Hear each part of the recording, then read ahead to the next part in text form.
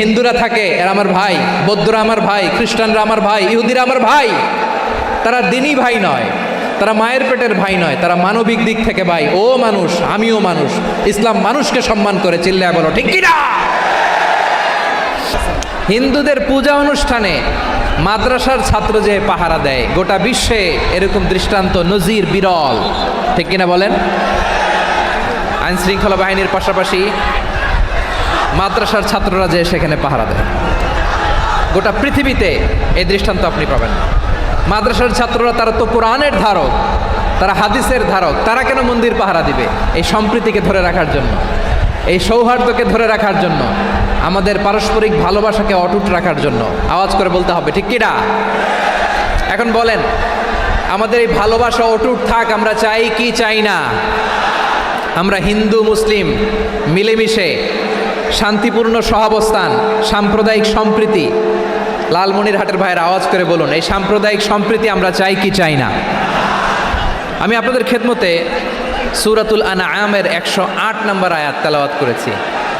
এখানে আল্লাহ রাব্বুল ইজ্জা ওয়াল জালাল তিনি ইরশাদ করছেন, ওয়ালা তাসুব্বুল্লাযীনা يدعون من دون الله فيسبوا الله عدوا بغير علم كذلك زينا لكل أمة عملهم ثم إلى ربهم مرجعهم فينبئهم بما كانوا يعملون رب العالمين বলেন, গোলাম ও আমার ইমানদার বান্দারা, শোনো শোনো, ও আমার বিশ্বাসী বান্দারা, শোনো শোনো। লা তাসুব্বুল্লাযীনা ইয়াদউনা মিন দুনিল্লাহ ফায়াসুব্বুল্লাহা আদওয়াম বিগাইরি ইলম।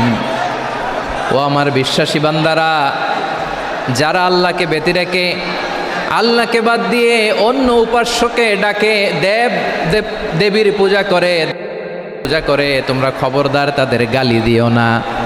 আওয়াজ করে বলেন, কি দিও না? আল্লাহ বলেন, ও বিশ্বাসীরা শোনো, যারা আল্লাহকে বেছে রেখে দেব দেবীর পূজা করে, অন্য উপাস্যের পূজা করে, তাদেরকে ডাকে, ওই দেবতাদেরকে তোমরা গালি দিও না।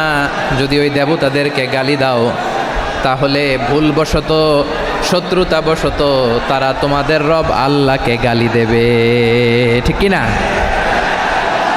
তোমরা যদি তাদের দেবতাদের গালি দাও, ওরা রেগে তোমার আল্লাহরে গালি দিবে, তাহলে আল্লাহরে গালি খাওয়ানোর কারণ হয়ে গেলাম আমি, ঠিক কিনা বলেন। রব্বুল আলামিন বলেন, খবরদার বিশ্বাসীরা, আল্লাহ ছাড়া যারা অন্যান্য উপাস্যদেরকে ডাকে, দেবতাদেরকে ডাকে, তাদেরকে তোমরা গালি দিও না। ওই সমস্ত দেবতাদেরকে যদি তোমরা গালি দাও, তাহলে তারা আল্লাহকে গালি দিবে, ঠিক কিনা বলেন। আমরা দেবতাদের গালি দিলে ওরা আল্লাহকে গালি দিবে। রব্বুল আলামিন বলেন, খবরদার দেবতাদেরকে গালি দিও না, তাহলে ওরা তোমার রব আল্লাহরে গালি দেবে। প্রতিটি জাতির জন্য তাদের কাজকে আমি আল্লাহ সুশোভিত করে রেখেছি, তারা সবাই একদিন আমার কাছেই ফিরে আসবে। এরপর আমি রব্বুল আলামিন তাদের আমলনামা তাদেরকে জানিয়ে দেব। সুবহানাল্লাহ পড়ে। প্রিয় ভাইয়েরা, আল্লাহ তাআলা বলেছেন, খবরদার গালি দিও না। আদেশটা কার? আওয়াজ করে বলেন তো। হিন্দুদের দেবতা দেবদেবীদেরকে গালি দেওয়া যাবে না। আওয়াজ করে বলুন প্রিয় ভাইয়েরা, এই আদেশটা কার? এই আপনাদের গলার আওয়াজ। অন্য ধর্মের দেবতাদেরকে যে গালি দেওয়া যাবে না, এই আদেশটা কার? আরো জোরে বলুন, কার? গালি দিবেন কোনো দেবতাকে? দিবেন? যদি দেন, তাহলে ওরা আল্লাহরে গালি দিবে। তাহলে আল্লাহরে গালি খাওয়াইলো কে? আপনি, ঠিক কিনা বলেন।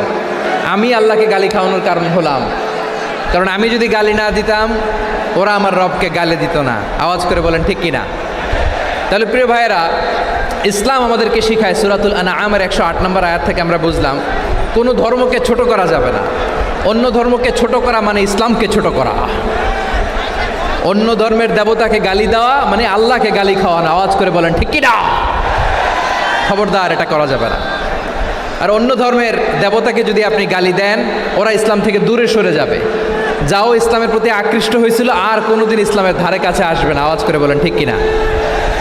এজন্য কখনো কোনোদিন অন্য ধর্মের দেবতাদেরকে গালি দেয়া যাবে না। অন্য ধর্মের কোনো দেবতাদেরকে আমরা গালি দিব না, বরং ইসলামের beauty, the beauty of Islam, ইসলামের সৌন্দর্যকে আমরা তুলে ধরব। আমরা যদি বিশ্বনবী সাল্লাল্লাহু আলাইহি ওয়াসাল্লামের জীবনের দিকে তাকাই, তাহলে আমি দেখব বিষ্ণু ইসলাম মক্কাতে কিংবা মদিনাতে অন্য ধর্মের লোকদের সাথে খুব পিসফুলি লাইফ লিড করেছেন। হোক মুশরিক, হোক খ্রিস্টান, হোক ইহুদি, বিশ্বনবী সবার সাথে মিলেমিশে ছিলেন। আলহামদুলিল্লাহ বলেন। ইসলাম হচ্ছে পিসফুল রিলিজিয়ান।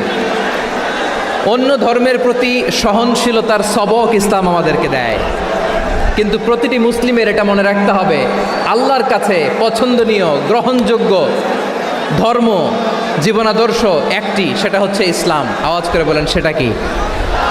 লালমনিরহাটের ভাইয়েরা আওয়াজ করে বলুন, আল্লাহর কাছে মনোনীত ধর্ম একটি, সেটা কি? এজন্য রব্বুল আলামিন বলেন, ইন্নাদ-দীনা ইনদাল্লাহিল ইসলাম, আল্লাহর কাছে মনোনীত গ্রহণযোগ্য অ্যাকসেপ্টেড ধর্ম মতাদর্শ একটা, সেটা হলো ইসলাম। ইসলাম ছাড়া অন্য কোনো ধর্ম যদি কেউ তালাশ করে, তার ওই ধর্ম আল্লাহ গ্রহণ করবে না। ওমাইয়াবতাগি গায়রাল ইসলামি দীনান ফালাই ইউকবালা মিন ওয়া হুয়া ফিল আখিরাতি মিনাল খাসিরিন।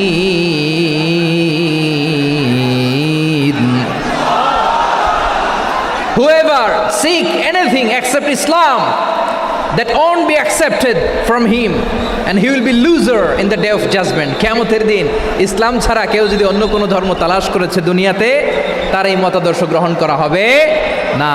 and he will be loser, সে হবে লুজার, ক্ষতিগ্রস্ত। হাই কোম্পানির ম্যানেজার, ওর আমও শেষ, সালাও শেষ। আওয়াজ করে বলেন ঠিক কি না?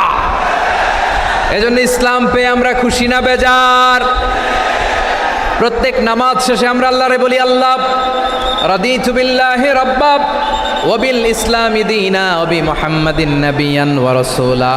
ও আল্লাহ, তোমারে রব হিসেবে পেয়ে আমরা খুশি। ও আল্লাহ, ইসলামকে ধর্ম হিসেবে পেয়ে আমরা খুশি।